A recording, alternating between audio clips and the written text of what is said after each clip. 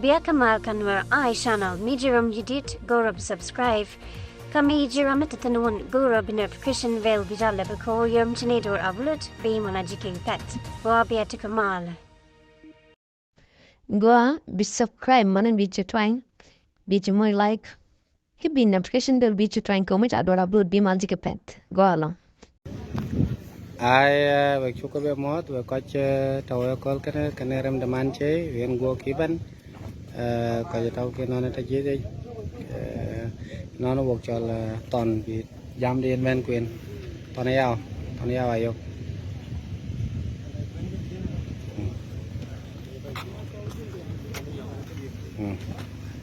cái này em cũng đã biết mà có không lo đi ăn cái cho đi ăn cho cái nào bái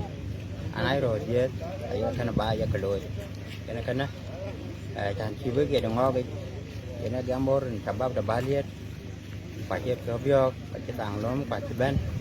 wo ra nó wo giri bin nyin ko wo bilo nin ka karo wo to na se ko chiu ko ne en de la bei cái chu lúa nằm trên tan chi bái ba da yo pan da baliet cái gì này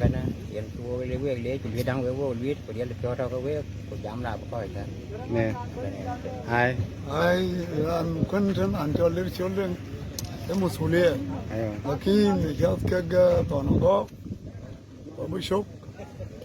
bây giờ là hấp dẫn vô chân mỹ là moral level ai vario men vô đi đâu nasir ai nasir không lắm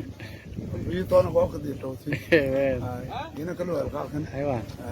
cái nó chân cái râm mà trâu biết này mà sẽ đông bồi ăn mình ngọc là cái vali asa okto pan chol anyang bari umin ke đông bul na cái đấy bil nuar cái jam nuar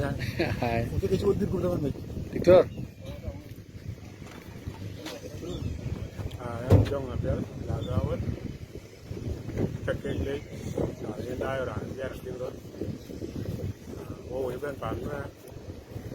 cái biểu cái thằng dân con này chế cái đó cái chuyện là lôi uống nó cái quan nên cái lôi quay quan nó chưa được nhau cái cắn bẹt rồi mà nó có bánh có cũng nhiều cái quan nó là đi ăn nữa cái này chưa chơi rồi chưa quen vô nó một thằng bạn một cái đó kia một lần tiền nè và bằng này bút toán quê đến cái đàn này chụp kia và bà gạt nó tóm như thế cái chuyện châu Á cái chuyện làm cho nó đẹp lên nó còn đẹp rồi nó cái trái rồi lười của má cái gì đó cái ta để cái đầu qua lại rồi chụp cái này nó rồi qua lại cái rồi ai chơi mua cái quần gì là pin cái bạn đi ăn cho nhiều ngàn luôn mua cái nhanh ai rồi nhanh mua cái lôi ai này cái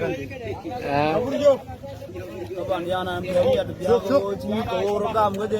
các bạn chụp cái này coi nó quay coi kết mình nha các bạn cứ chọn bài nào quay lôi cả bài nhiều luôn các bạn nên chụp cái này đồ chụp cái chân nhang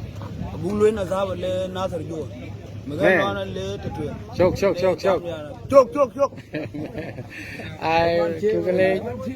cái lê giờ nó buộc jam về khatanar về chú cái lê về cái viên ping